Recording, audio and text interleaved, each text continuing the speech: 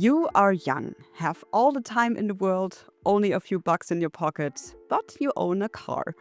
This feeling of freedom is captured by the indie game Keep Driving, a game that turns the open road into an RPG filled with choice, charm, and hitchhikers whose stories you'll discover along the way. In this episode, my dear husband Eve is chatting with Joseph and Christopher from the indie studio YCJY Games to talk about their indie hit Keep Driving and what happened during 5 years of development. Don't want to spoil too much, but it was a road trip in itself. From failed prototypes to scrapping ideas to frozen pizzas, all of that here now on Open Indie.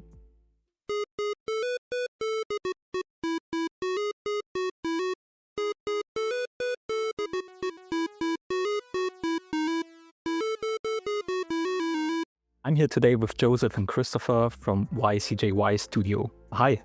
Hey. Hello. Nice to have you on our show. Thank you for taking the time. How do you guys feel about Keep Driving now that it's released? Pretty happy now. It feels good that it's done after 5 years of work, and it's kind of surreal. It's kind of weird that it is done. Even more surprisingly, people are enjoying it.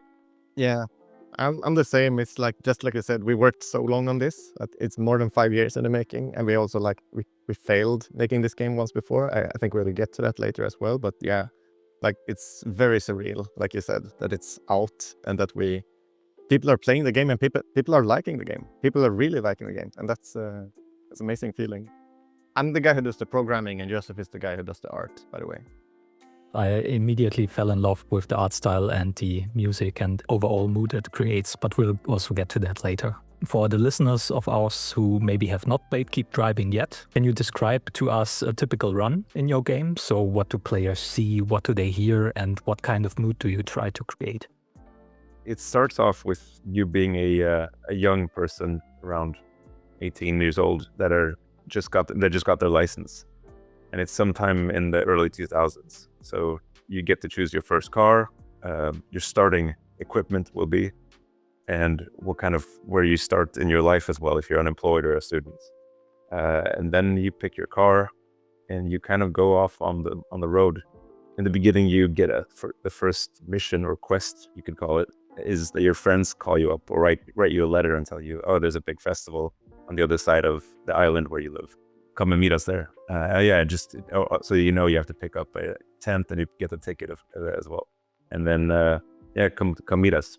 So the first run or the first kind of few hours of the playthrough is just exploring the car, the items, and then the mechanics of the road events, which are essentially abstracted versions of fighting against mundane things on the road. So like being stuck behind a tractor or sheep on a country road or an eagle flying above you or a rainbow that distracts you.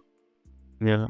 And so that's the feeling is kind of this free, youthful, you have a lot of life and a lot of things to do and kind of naive and joyful. Yeah, and it's also like your goal in the beginning is like you kind of push you to go to the festival in the beginning, but there's also like a lot of distractions and things that can happen on the way.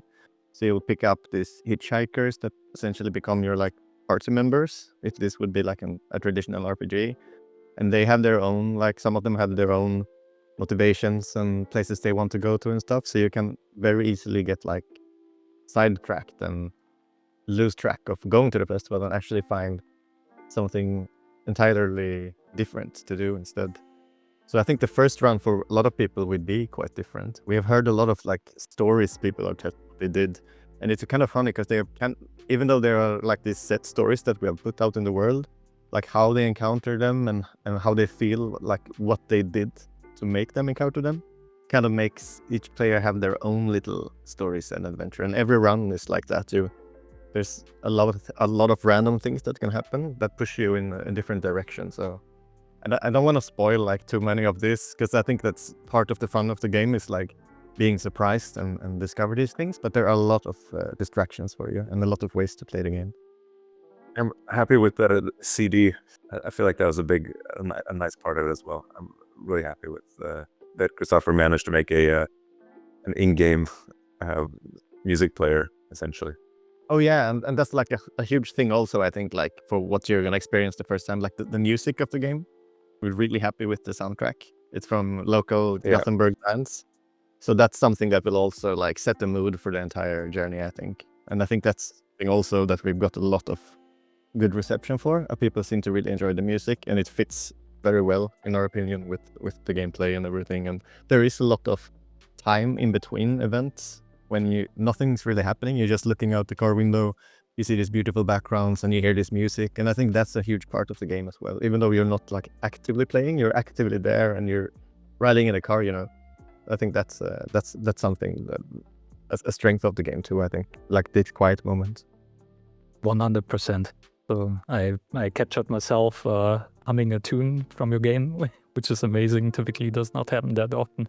And I'm also saw that you already published some of the tracks on Spotify, which is also quite nice, and it will accompany me on my next road trip in real life. Oh, great. We haven't heard that from a lot of people, but like this is a new like road trip soundtrack now. And it's great, but some of the bands are really small also, so I think it's really fun that they get this little spotlight on them as well. When I researched for our episode here, I also saw that you made another tiny game before that, or one of your first ones that was on itch.io, which was called Keep Walking EP. Yeah. And I also love the soundtrack from this game as well. I already looked everyone up who was on this thing. Oh, okay. Yeah, technically this was no, we did the Aquatic Adventure of the Last Human, but like after that, Keep Driving was the game that we wanted to make, which was like a spiritual successor to Keep Walking at the time. Now it's evolved into something much more. I think it's a little bit like, it's a stretch to call it like a spiritual successor. I guess like spiritual successor, sure, but it's so much bigger than what we had imagined at first. When you got started in creating Keep Driving, we already touched upon this a little bit, but what led you to create a management RPG about driving? Oh, this game has been so many things. I think management maybe was something that was there from the start though, because it's so like essential for an RPG or like for a road trip. Like you have to have fuel and money and stuff. So I think maybe that aspect has always been there. Do you remember like the very first version of the game? We always had like this management aspect, right? Mm-hmm. I have a feeling like my first, yeah, there was definitely some management, but I have like this weird feeling that we were talking about making, we were talking pretty early on making like an Oregon Trail. Yeah.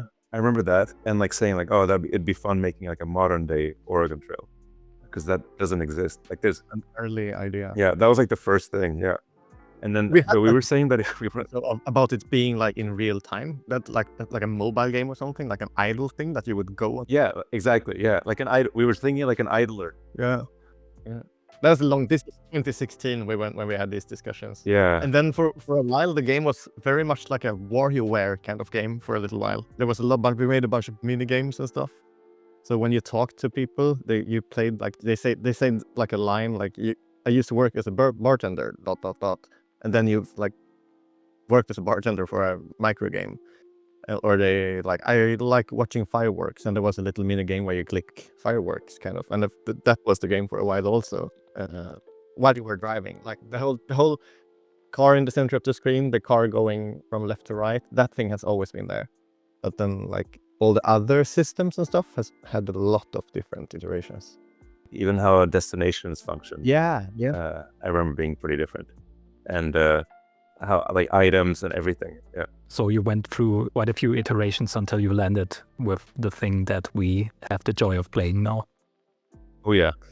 So many iterations. And even this like as we said, we worked for a year, like 2016 to 2017, somewhere around there, for a year on the game. And there we tried a lot of different weird ideas, and nothing really, we never had like a whole piece of the game that was like had a red thread through it or anything. But even then, when we started again in 2020 working on the game, there has been so many iterations on this like new real version or whatever you want to call it of the game. As well, like for a while we didn't even have any like combat or whatever you want to call it. We just had this idea of having different keywords, unlocking different like options in almost like a dialogue tree kind of event. So like, yeah. There was also a moment when we had you were driving the car. Oh yeah. In a weird like you were actually like, so we had the whole interface, like the whole HUD system where you see like the LCD screen and everything. Like on that there was a steering wheel and a gear shift and the gas pedals and like window wipers and a bunch of other stuff. Be in the right speed limit and stuff for the road you were taking. Yeah, keeping the speed limit, and then you have to like decide when to get off the road, and you can miss stops and stuff. It was more of a driving game, but at the same time it wasn't driving. It was like an event comes up that tells you like, oh, now you have to turn a little bit to the left, and then you have to do that within a time limit. Lower the speed and turn to the right, and so it was like kind of a mini game kind of thing also, or like a simulation almost.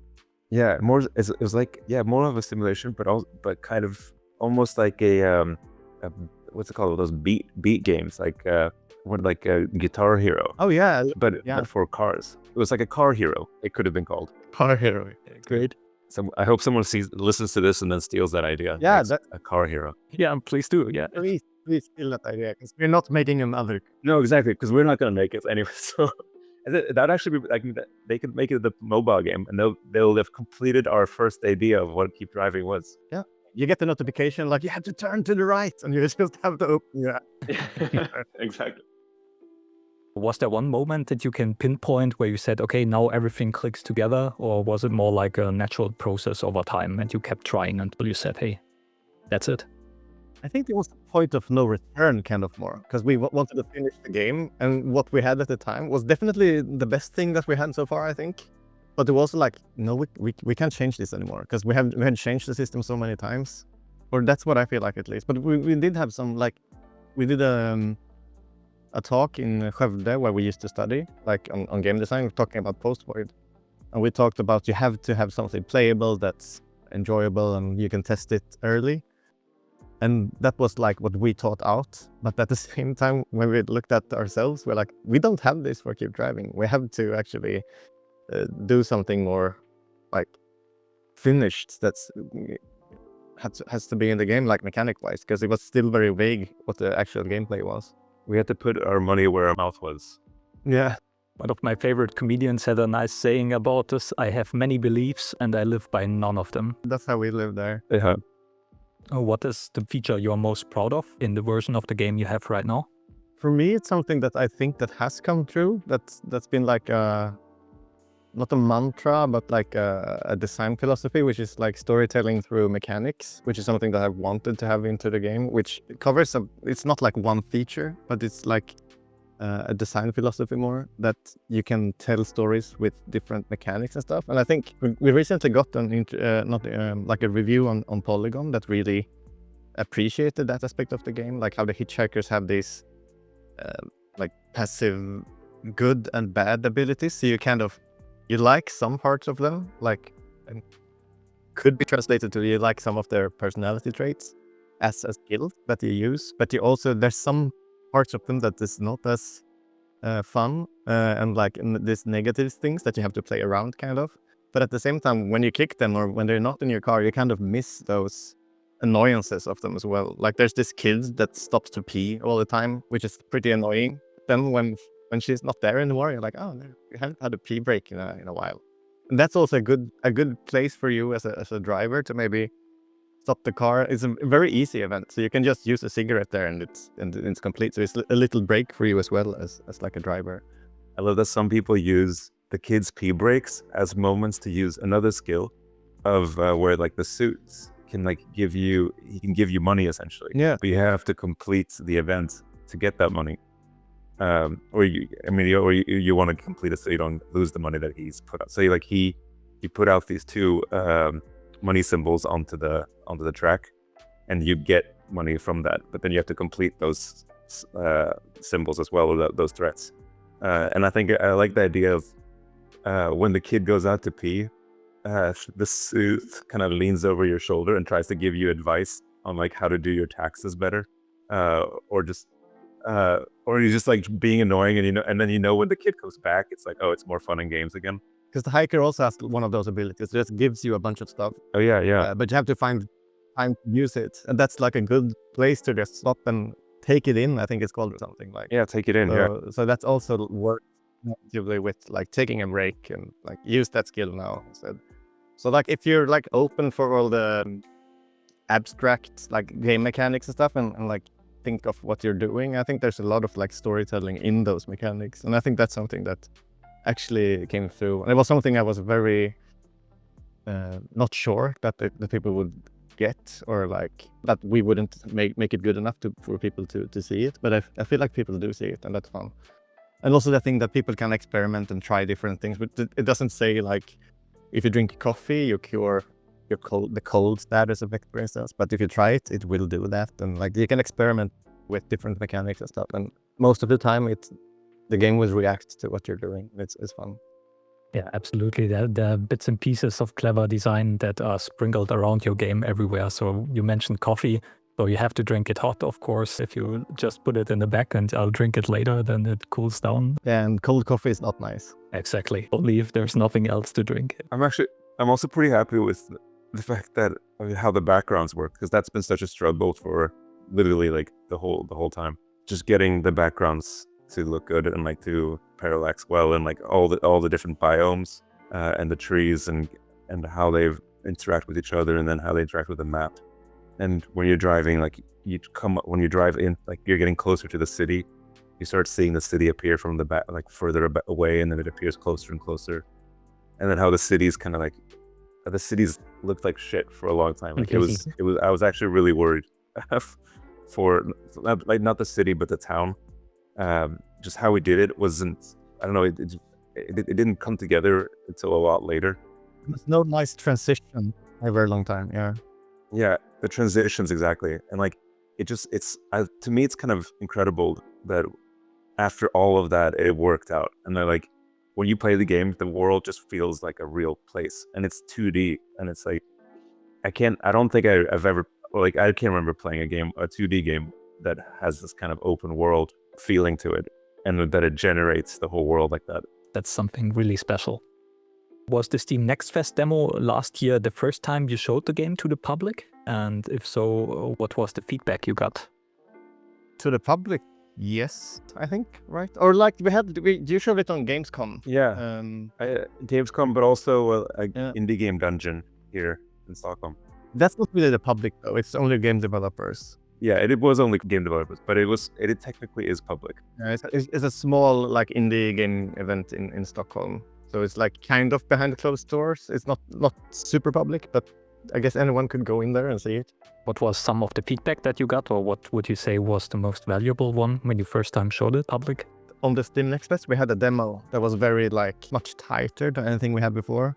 And before that, it was just basically our development project, which was messy and big. There was a character creation, there was a start and stuff, but it was not finished in the same way that the demo has like a beginning and an end, and like some kind of pacing and stuff. So I think that's a huge difference between those two like public showings.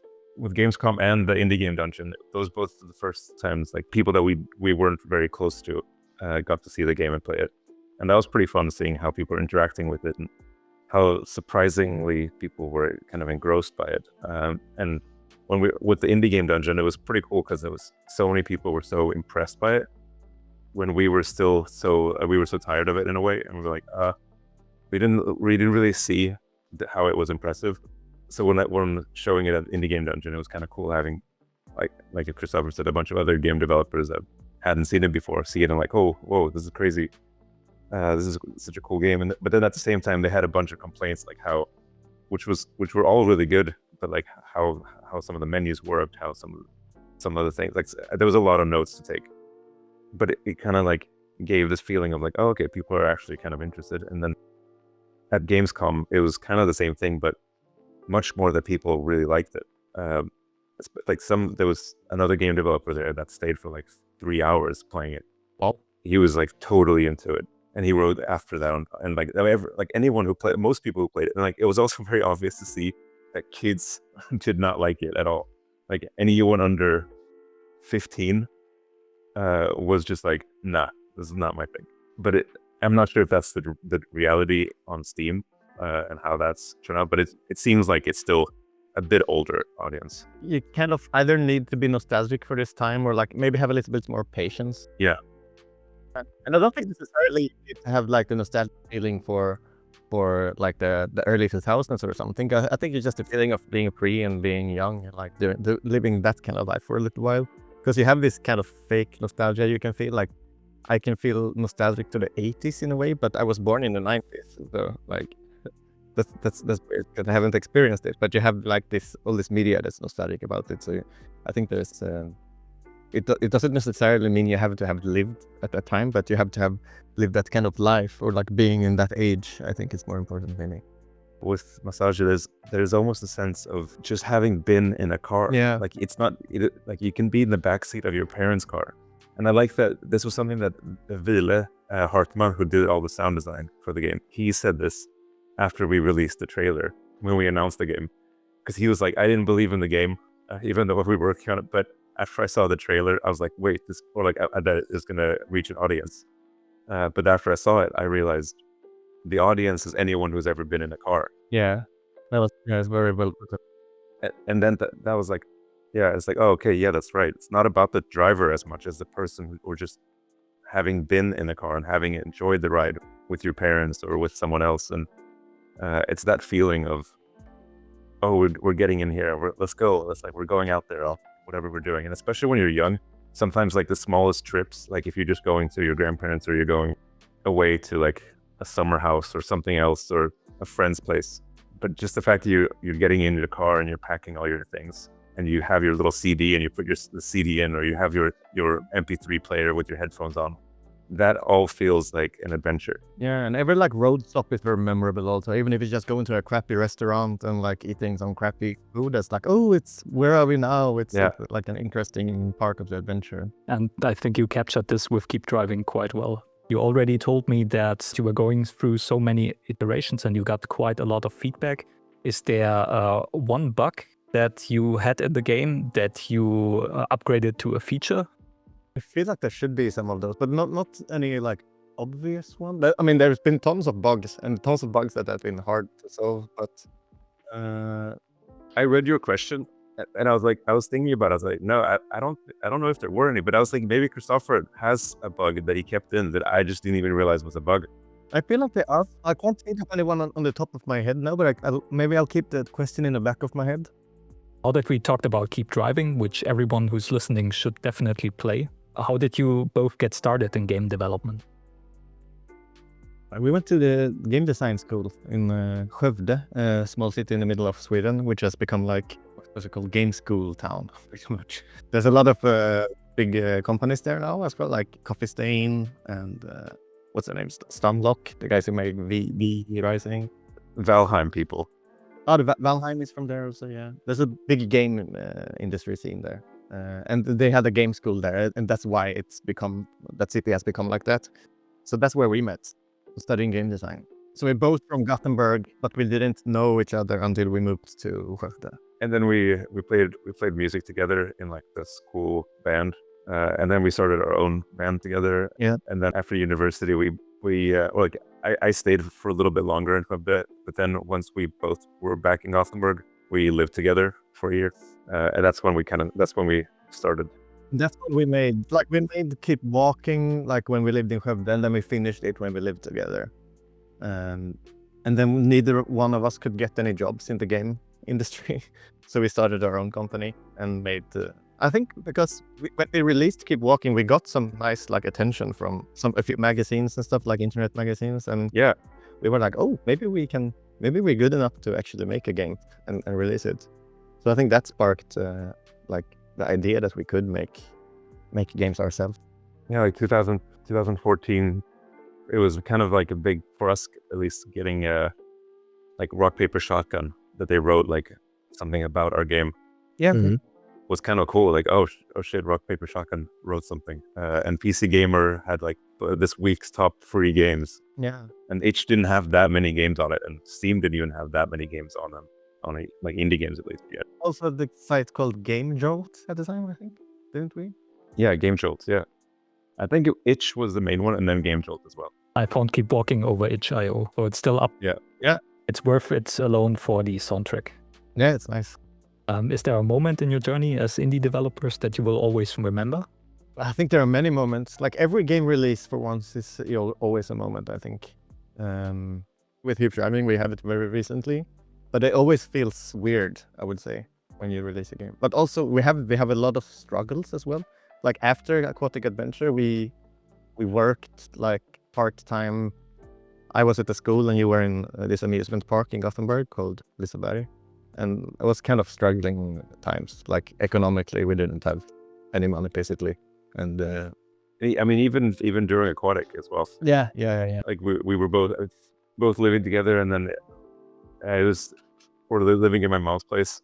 Yeah, and I moved back with my parents for a while also there. The whole idea was like we just keep doing our thing. Yeah, we were very laser focused on making that game at that time. Yeah, It was insane the amount of hours we put in. Like just work. We basically worked every day. that's it. Yeah, When we were awake, we worked on the game. And then we slept. And then we worked on the game, kind of. but we had a regular going out for 30 minutes a day when we went and bought a frozen pizza. Yeah, like a zombie walk. Yeah, so we walk over to the local supermarket, get some frozen pizzas, and then come back. Yeah, it was very close. That's not what say it. That was like the only thing. I still remember like I had to do like a passport photo at the end of when we were working on Aquatic, and that passport photo, I still look like I'm older than I am today.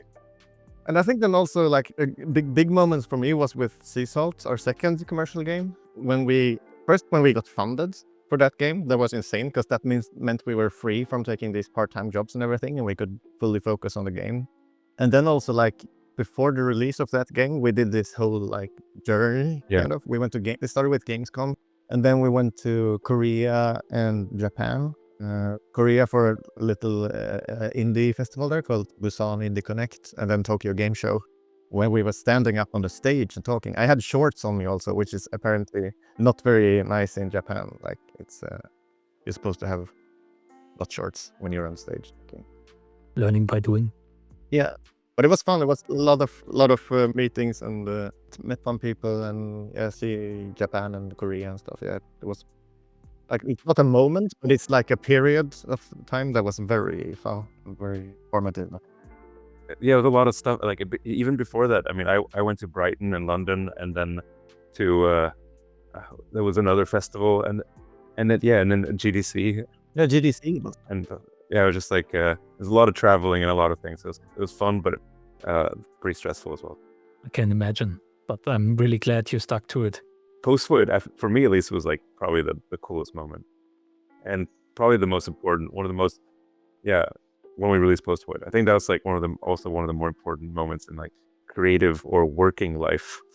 Like the feeling of working so hard on so many things and never really feeling like you make it, and then or like that it works out, and then you make something that you really care about, or like that you just thought it was fun to make, and it works out really well. Yeah, and people enjoy because with Post-Void we didn't do any like marketing beforehand or stuff. We announced the game at the same time as we launched the game, so there wasn't any build up or anything. So it was very much a shot in the dark.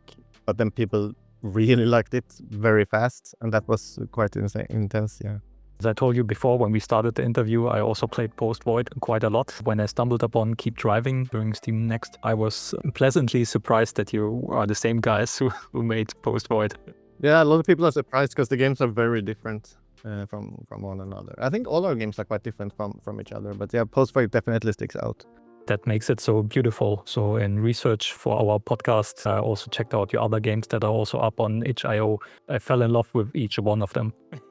Even Banana Boy. Banana Boy? Oh, he's like a Banana Boy. That's so funny. Hidden Gem. I tried to crack the high score, but I haven't figured out a good tactic yet. I think no one can beat that leaderboard. It was like this band that I got really into it, and all they did their whole tour was just try to beat each other. Yeah, but that score, it's on the Android leaderboards only, I think. Oh, okay, yeah, that's right. That's true. A man can dream. Exactly. Yeah. What would you say is the best part of developing games as a duo, apart from the frozen pizza? Yeah. Well, it's always nice to be two people instead of one, right? We have company. One is the loneliest number I ever need. No, we've really grown together, I think. you got it quite figured out that you're dividing the work. Those of you more responsible for the art style and for the visual side, and Christopher, you're more into programming. That's how we have done it from the start, and it works. And then like on the design front, we're doing it together, like discussing how to do it. And Yeah. there's never been any like weird I want to do the art or Joseph wants to do the programming. Yeah. Just thinking about it is kind of funny because I would never let you touch the code. Yeah, that's funny. I keep thinking about when Russ was saying that you could like fix bugs. Yeah, there's no chance. Yeah, but cool that you figured this one out. Talking about YCJY, your studio, if you could send a message back in time when you started out, what would it be? I'm quite happy where we are right now. So even though we might have done a lot of stupid mistakes in the back, I think all those mistakes takes you to where you are today. So I don't know. I wouldn't change too much. I mean, maybe it's like eat better and exercise more or something. Exercise, definitely more. Yeah. Yeah, I still don't exercise much, so that still goes. I can say it to myself today as well, but I won't listen to myself. But yeah, I think like there's obviously things that economically we could have done, like maybe better things earlier, like especially when we first got our first payment from Aquatic Adventure. Oh yeah. Then at the same time, we were very desperate for money at the time, but we took up we weren't very good with finance. Read contracts better would be my first thing. Oh yeah, that's a big one also. Valuable advice. Yeah.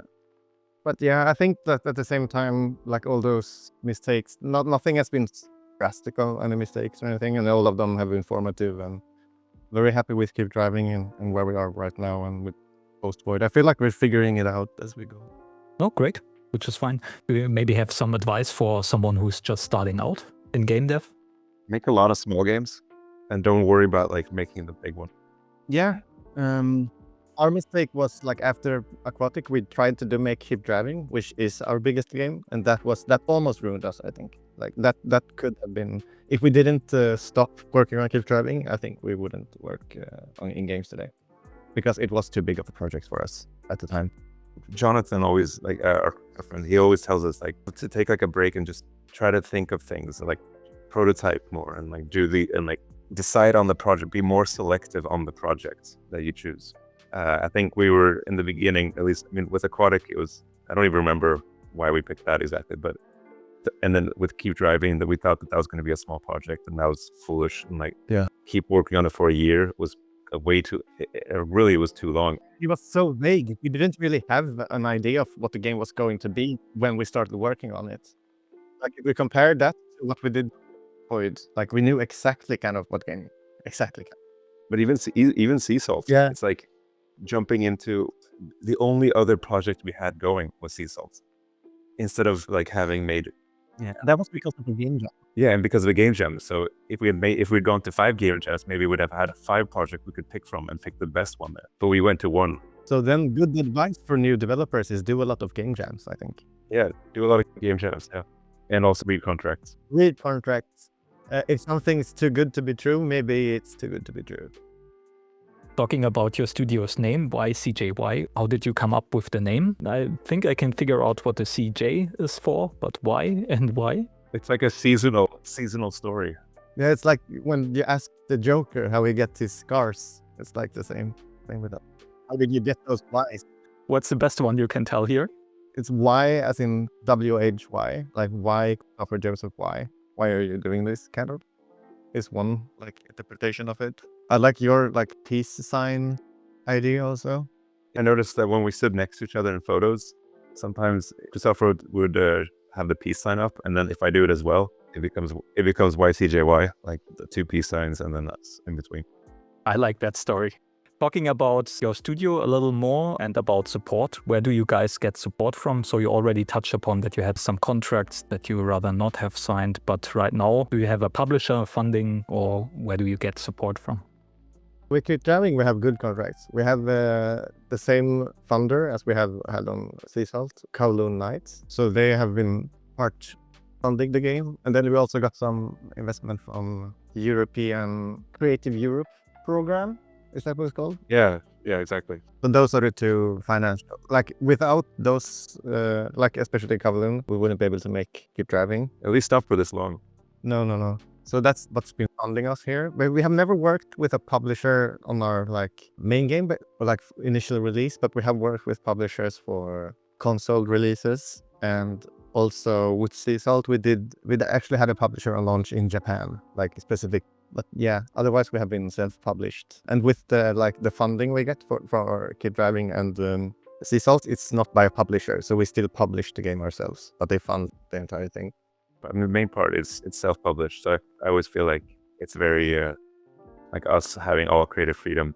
We've always had that, and I think that's like the main point, at least that's important. With Kowloon as a indie game fund, they go in and back with the financial side, but not with like publishing part. Before that, it was like in the beginning, we kind of just started out with saved up money. Yeah. Whatever we made from summer jobs before that. And then it was just offers a school job in the kindergarten or the birth preschool, and me as like working as theme park and postman as well. And just random jobs, like whatever you can get money to make the game. Like Side hustles to live your dream. Like in Keep Driving. You like and Keep Driving, yeah, exactly. Yeah, it's weird. I never thought about it. Yeah, that's a beautiful thought. Yeah, I think also like that's like financial support, but then also we have a lot of support from friends, obviously, and most importantly, I think Denaton Games, Jonathan and Dennis, and also Niklas Åkerblad, who's like part of that gang also. Like they made us feel like what we're doing is something good and important. Like that's been like very much support from the very start from Aquatic Adventure. Yeah, from even before, like just before we started, that's when we met them, and like they've always been there for us. So that's a huge thing. Yeah. So I think without them, we would probably maybe not have the motivation to continue. Also, they've treated us like equals, kind of. Even though the other guys who made Hotline Miami, which is I think the biggest hit from Gothenburg, and yeah, one of the best indie games ever, maybe also. Agreed. But yeah, so being like acknowledged by those guys really helped. Which touches perfectly on the next question I was about to ask, since you're both located in Gothenburg. How would you describe the indie scene there?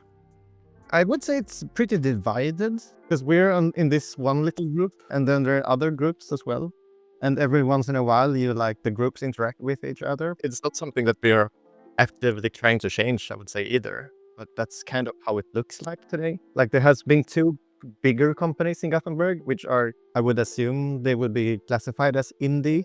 But compared to us, they feel kind of corporate, and that's Image and Form, they do the SteamWorld games, and Zoink, who did like Lost in Random and stuff. But then those two have become Thunderful now, I think. Yeah. And they always felt like bigger fry than us. And then there's Denaton and Niklas, and there was also Erik Svedeng. He's not in Gothenburg anymore, but he worked on Else Heartbreak, and I felt like that was another little clique of people. And then there are more cliques now as well, like with the Sweden Game Arena. Like there's a new education program here in games as well. Like there's some young people called Irigo.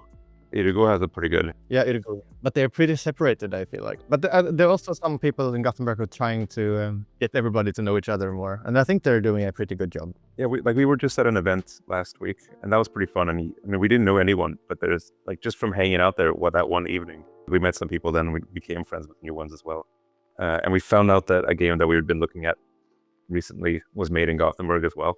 So it was kind of fun seeing like, oh, there are some pretty cool smaller games being made here now, at last. Yeah, because it felt like it wasn't that much, at least in this like the smaller indie scene. Like as Christopher said, it was just these AA or not even AA, but like bigger indie companies, and not like individuals as much. Besides Niklas and Erik and Jonathan and Dennis. Yeah, which is cool to hear that the scene is evolving and you get to know more people. Yeah, for sure. At the same time, I do kind of like that it's not as much game dev there. Like the fact that there's other people around, and like there's a good scene, like a really good music scene in Gothenburg. There's some kind of an interest in film there as well, with a really big, maybe Scandinavia's biggest film festival. I like that there's other things besides games, and like if we want to go to meet a lot of the game devs, we go to Skövde or Stockholm. So it's nice. Yeah, or Malmö is also pretty big. Yeah. Yeah, or even Malmö, and literally any other city besides Gothenburg. It's kind of funny because I feel like most of our friends are not game developers, right? Like we know some game developers who are also our friends, like, but in our close like friends, most of them are not game developers. But I feel like a lot of friends in Stockholm or in Malmö or in Skövde, like they only hang out with other game developers, kind of. Always good to look what's beyond the things you are doing. And I think you guys manage that quite well. Overall, you would say that Sweden is a good place for developing games? Yeah, I think so. Yeah, I think it's a good country to do a lot of creative work. The darkness and the cold makes you want to go and stay inside as well. Like you were talking about Split. Like if I was living in Split, I would probably not be indoors as much. It's harder to sit in front of the computer when it's 30 degrees and the sun is shining. Exactly, yeah. And like it's beautiful, yeah. I mean, like I wouldn't mind going out on a boat and fishing instead. Like that seems like a better day. When it's cold in Gothenburg, it's cold in a different way. It's always when it rains sideways, almost like up in your face. And it's very windy. And it rains a lot. But the summers in Gothenburg are amazing. What's your vision for YCJY Studios in the future? So are you already working on your next game, or are you currently hands full with Keep Driving? It's probably going to be Keep Driving for the remainder of this year, I think. That's like the plan we have. Yeah, I think so too. We have some content ideas and stuff and want to add some. We don't want to go into details about like what exactly, but we want to like support the game. Obviously, I'm working right now on the controller support, which is something that we want to get as fast as possible to the players. We are looking into other platforms as well, but can't go into details there either. Localization is also something that we want to add, and those are like not gameplay feature stuff, but we want to also add some content to the game. Really good to hear, especially for controller support. I'm even more appreciative for the time that you made today to be on our small show, and I wish you both only the best with Keep Driving. Thank you for having us. Yeah, thanks for having us. All the best to you guys. You too. See ya. Bye.